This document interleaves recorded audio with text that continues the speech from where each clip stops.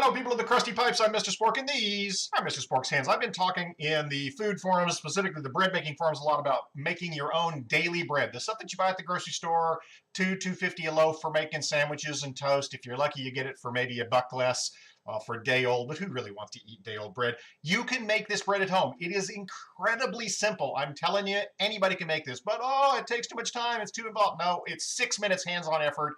Yes, there's some risings and stuff in between, but you can go do other stuff. You can go check your email and watch a movie, do whatever you need to. 6 minutes hands-on effort to make everyday bread, 35 cents Canadian a loaf. 35 cents it cost me to make this bread. What is it, 27 cents US? And it's fresh out of the oven, tastes so much better. Here's how you do it. The first step in making good bread is to make yourself a good cup of tea, because you've got to have tea while you're doing something. All right, so I always weigh my water, because that's the only way to be really accurate. Doing it by volume, especially in one of these less than accurately calibrated measuring cups, you want to make sure that you get an exact amount of water once you figure out your recipe. It's going to vary a little bit based on your local source of flour, but in my particular case, I've got 280 milliliters. That's 280 grams. Conveniently, 1 gram equals 1 milliliter. 280 grams. It's nice and hot because this is a Canadian kitchen, and at the moment it is minus 7 degrees Celsius. In the summer, you don't really even have to do this pre-blooming step, but I've got it 115 degree water. You don't want to go over 120 because that will kill yeast. But at 115, I'm going to give it a nice, good jump start. I'm going to go in with 7 grams of yeast. It's about 1.5 teaspoons, something like that. I'll talk about how to get your yeast cheap here in a second. But that is on the start already. Let that do its thing, bloom around, do what it's going to do. All right. Now we need to measure out the flour. I started specifically from nothing measured out because I want to show you how fast this is. I need to get 400 grams of flour in here. I'm using all-purpose flour because in Canada we've got nice high-protein all-purpose flour. You may need to use some measure of bread flour, but I'm also going to give you here a little bit of an option play. I need 400 grams of flour total. So right now I've got 350 of white flour. You could certainly do all 400 of white flour, but I am actually going to take some rye flour. I've got a little bit of light rye flour here. I just like the way it tastes, so I'm going to put in just a handful, which is 50 more grams to give me my total of 400 grams of flour. The thing with rye flour, when you do add rye flour, you're going to need a little tiny bit more water sometimes. Well, really all the time. And so I might need to come back, since I put a little bit in here, with an extra 5 or 10 milliliters of water. I'll deal with that here in a minute. But as always, I'm using my scale here for accuracy. If you don't have a kitchen scale, you can get them nice and cheap. Just go read the reviews on the various shopping websites to make sure you get one that's nice and accurate. Get it accurate to 2 or 3 grams. Don't get one that's accurate to 5 or 10 grams, because that's a big difference when you're talking about, say, yeast and such. So I've got that flour mixed around. I need to get a little bit of salt in here. I'm going to do about 10 grams of salt. I know from experience that that's about 10 grams right there. Stir that around. And I also need to go grab just a couple grams of sugar. Again, this just helps feed the yeast. I'm not going to put in hardly any, probably, I don't know, 6 or 7 grams, 8 grams of sugar. Just that little tiny bit. Again, on cold mornings, it feeds the yeast. It's not going to make the bread taste sweet at all, but it really makes your yeast happy, and they're doing all the hard work for you, so make them as happy as you can. So with the yeast salt, water, flour, we're good to go. Just a little tiny bit of oil I'm going to put in. All this water goes in at once with 2 tablespoons worth of oil. What is not even 2 tablespoons, probably a tablespoon and a half. That's 20 milliliters of oil. Let's call it that. And now I'm going to take my big stiff spurtle, my heavy spatula. I'm going to stir it around. And I do this first because it's just a lot easier than trying to get your dough hook to do it in the machine at the start. Stir it around till we get everything combined, a nice shaggy dough. And then here's the first step in making great bread. Go away for 10 minutes. This is called the autolyze step. It basically lets that flour hydrate fully with all the liquid you've just put into it. So come back in about 10 minutes, finish your cup of tea, and I'll show you how we go into the machine with it. Okay, I'm back in half a cup of tea later. I've got my bread nicely hydrated. You can see it's taking it all up. There's just a little bit of crust there on the bottom, or a little bit of flour on the bottom that's not gotten absorbed, and that's probably because of that little tiny bit of rye flour I put in there. So I'm going to go in with 2 extra teaspoons of water. That's, so, geez, I don't know, another, it's 10 grams technically, but the trick here is that I want it reasonably wet, because reasonably wet gives me the interesting crumb, a little bit more loose crumb, a little bit more bubbles, that sort of thing. If you want a really nice tight crumb, almost like the grocery store stuff because of the artificial stabilizers they use, go with just about 5 or 10 milliliters of water less when you start. I need to get my, if I can find the silly thing. Where in the world have I put my scraper? Found it. The hardest part, the most time-consuming part of making bread is finding all your stuff. So I've got my plastic scraper just to get my spurtle out of there in one piece. Scrape down the edges of those sides. That is a wet-ish dough ball, but the whole point is that we haven't kneaded this at all yet, so it's going to be a little bit wet. Kneading strengthens the gluten, builds the character, and it will, quote-unquote, dry out a little bit, even though it doesn't really dry out, it just looks drier. So now, using the dough hook, I'm going to go onto my fancy KitchenAid machine, put the bowl under there, if I can get to it.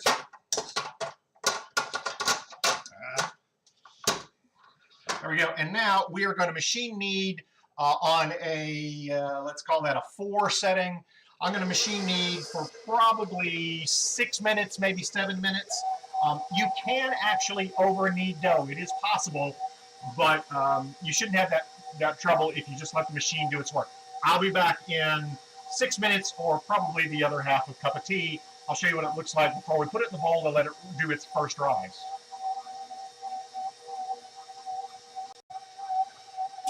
Okay, 5 or 6 minutes of kneading in the machine while I went off and finished my cup of tea. You can check the clock and see how long it really was. The temptation when it starts out is to throw in some more water because you think it's way too, or more flour I should say, because you think it's too wet. But as you can see, the kneading pulls it all together and makes it a nice manageable dough ball that is much less wet feeling. It's a little sticky still, but it is well-developed gluten. That's what we're after. I don't put any extra flour. I don't really even need to hand knead it at all. I just kind of like to. Get that bowl clean of anything on the side because I am not going to waste another clean bowl. And I'm going to put just a little bit of oil in there. Get this sticky, yes, but that means you're going to have an interesting crumb. It's not going to be overly dry, overly dense.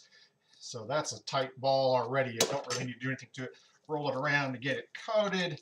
If this was summer, I could easily just leave this out on the counter, and I would take my big, huge rising cover and put it over that. But because it is winter in Canada, I'm going to go turn my oven on for about 60 seconds, turn it back off, cover this and put it in there so it's got a nice, warm, undisturbed spot to rise. It needs to double in size, which in this case will take about an hour. I will see you then. While the yeast and flour are having their party over in the proving space, I want to talk to you about a couple other quick things. Go and get yourself a cheap journal. Around back to school time, you can get them for $1, and keep notes on what you're making. That's the only way you're going to A, reproduce results, and B, improve over time because you can make corrections and changes. My brain isn't smart enough to remember little details like gram measurements from day to day. I go old school manual analog with a pencil. Do they still make pencils? I hope they do. But get yourself some kind of a journal and keep a log of what you're doing in the baking world. Let's also talk about supply and demand. If you go to the grocery store and buy the small little 2-pound bag of flour and the little tiny envelopes of yeast, this dough and this bread will cost you $2.50 a loaf. It's not cheap when you do it that way. You need to find yourself good source, good supply on yeast first and foremost. This is a 1-pound, 454-gram packet of yeast. I got it at my restaurant supply store. It costs me $3.69 Canadian. So that's just negligible pennies for a little 7-8 gram equivalent, which is what you see in those little envelopes. Get yourself a bulk supply on yeast. This is a pan. I literally just opened this one, and this will probably last me making all my own bread products every day. This will last me probably 6 months worth. This is a lot of yeast, and an average house that doesn't bake quite as much, it could last you a year or two. Keep it in the fridge, especially after you open up the vacuum seal on it, because that will help extend the life a little bit. So find cheap yeast. Also, let's talk about flour. In Canada, we are blessed with really good high protein flour, high gluten potential flour, because we use hard winter wheat for most of our flour supply. That isn't going to be the case in lots of other places on the planet, and you may have to substitute some bread flour, or what they call strong flour in some places. That bread flour is going to give you the gluten structure, but up here, if I go to the Mega Mart and buy this in a 10-kilo sack, yes, I know it sounds like a lot when you're first getting started, the 10-kilo sack, I think normally the price is $7.50 for 10 kilos. If I watch the sales that come around once every 6 months and get it for $6, yes, it cost me $6 for 10 kilos of flour. Pay attention, shop around, and go ahead and get the big bag, because you're going to use it for everything from bread to tortillas to pie crust. You will get through flour. It won't go to waste. So go find yourself some good supplies on yeast and flour. Okay, after about an hour or so, probably 1 or 2 more cups of tea, a little bit of James Martin Saturday morning cooking. If you're in the UK, you should watch the show. It's all kinds of fun. I've got the bread out of my rising space, and as you can see, it has nicely doubled up in size. A lot of people ask, why do you have to do 2 rises? Why don't you just let it rise one time? Well, the yeast is very active at the start, and if you only did 1 rise and went straight in the oven with it, you're going to get a lot more of those big, huge gaps in the bread, big, giant air bubbles that you don't want. This isn't like making interesting crumb inside of focaccia where you want some irregularity. You get a big, huge, empty dome top, and that's what you're trying to avoid. So with this dough, first rise, some people call it the proofing rise. It just depends on what country you're standing in as to the exact terminology. I'm going to knock it down, get it out onto the board. Notice I didn't put any extra flour on the board because I don't want to mess up my ratios, and it's perfectly workable now that it's had that time. And all I do is form it into a loaf. Now, this is kind of a unique, critical thing that only you can answer. The size of your pan matters. These were both sold to me as a 9x5 pan, and this one really is 9x5, and it's a certain depth. This one is ever so slightly more, 5 and barely a quarter more by 9 and barely a quarter more, and it's ever so slightly deeper. But the difference that these 2 pans make when I make a loaf, in this pan, it's not going to have quite as big a dome top, and this one's going to have a much larger dome to give you that classic sandwich loaf shape where it's got the dome top. So take your pan size into consideration when you're making this. If you have a particularly small pan, you may even have to take a little bit of the dough out, but adjust according to what equipment you've got. I do use dark pans because I get better crust in both cases. In this particular loaf, I'm going to use a slightly larger pan. I don't mess with those cooking sprays because it's really, they're kind of silly. I think you get a bazillion times more oil if you simply don't mind getting your fingers a little bit oiled. So in goes my loaf. I've got if there is a seam, I've got it on the bottom. But that is all you got to do. Now this needs to rise. Now I know some of you are saying, well, I don't have an hour and a half to sit around the house all day long waiting for bread to rise. But you don't have to. If you want to do everything we've done up to this point in the morning, and then come back at night to form the loaf and rise it and finish bake it, that's perfectly fine. But it's going to you're going to base the time and what you do on the temperature in your kitchen.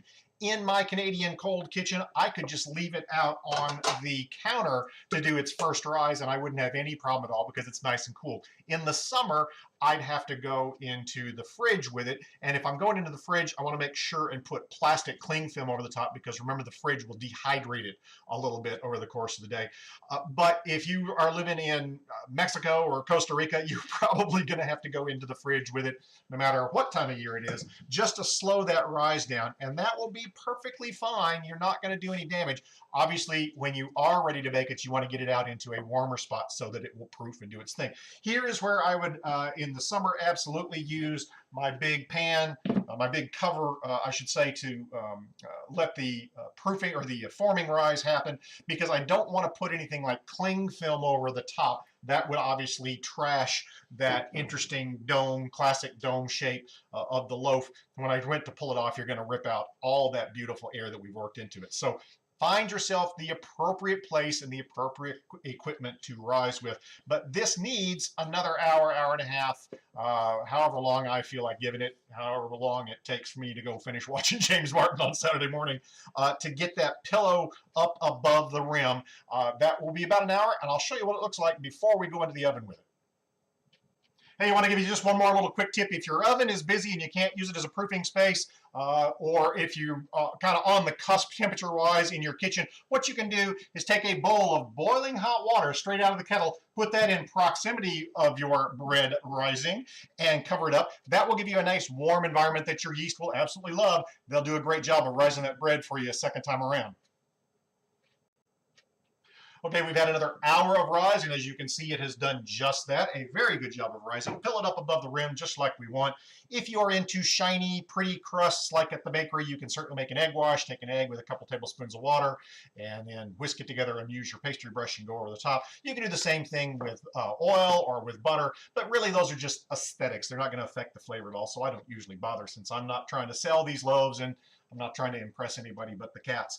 If you like a lighter crust rather than a darker crust, what you can do is make yourself a foil shield to go on at about the midpoint of baking. You don't want to put this on before the loaf has had a chance to set its shape in the heat of the oven, but at the midpoint, if you like a lighter loaf, go ahead and cover it with a foil shield. Baking time on this, I've had my oven preheating to 400 degrees Fahrenheit, 200 degrees Celsius for about 20-25 minutes. You want it fully hot, not just partially preheated.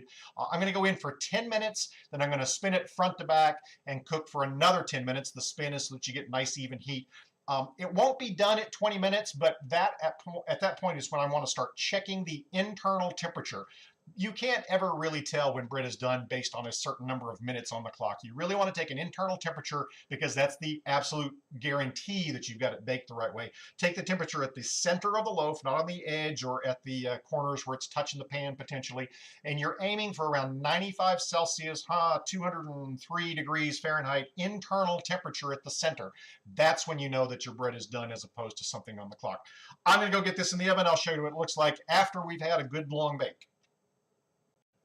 Okay, here we are, straight out of the oven. I did not use a foil shield, and this is the color I got on my crust. Going to do a real quick check here of that internal temperature.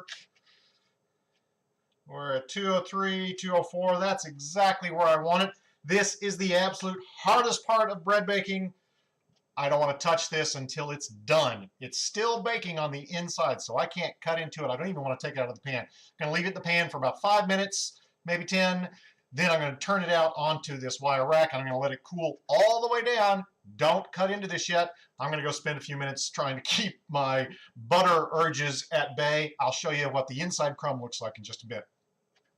Okay, I can't resist anymore. The bread is out of the pan. It's been cooling for a little bit longer. I whipped up a little bit of maple butter to go along with it. Before I cut into this loaf and show you that magnificent crumb, I want to say thank you so much for watching and liking and thumbs upping and snap book insta-twitting and all that other crazy social media stuff you do. Please share this video out to your friends that you think will like it, because really the views and subscriptions do help me out a lot. And especially if you want to help me let that ad that runs after this play out, because they throw a few pennies in my coffers. That keeps me in flour and yeast.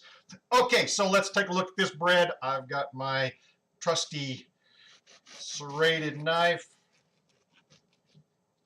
I probably should have let it cool a little bit longer, but there you go. Still steaming hot. That's the crumb on the inside. You see that it's baked right because it bounces back. Doesn't turn into dough. That means you got it all the way. But again, if you use that internal temperature, that is a surefire way of getting it right.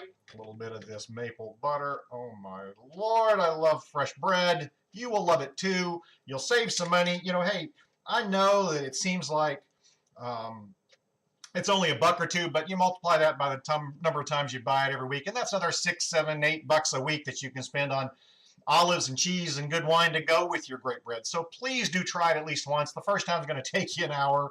Then the second time is going to take you less and less and less. And as soon as you get into a routine, I mean, really, I know this is a 20-minute long video because I'm sitting here rambling on about how to make it, but when I timed myself the other morning, it was really only 6 minutes of hands-on effort, and that will only get more efficient as you integrate it into your daily routine. You know, you're doing a lot of other little things around the house in between all the different stages. So 6 minutes, 35 cents, you got great bread, and it never goes to waste. Even if you get down to the bottom and you can't make any more toast, uses for having fresh bread in your kitchen, breadcrumbs and bread pudding, and just all sorts of other uses. Get into a habit, get into a routine, make your daily bread yourself, save some money, taste better, and oh, believe me, I'm going to tell you, this is going to taste good. I'm going to try this real quick. Oh, I love fresh bread. Thanks for watching. Until next time, I'm Mr. Spork. These are Mr. Spork's hands, covered in maple butter. I'll talk to you soon. Cheers.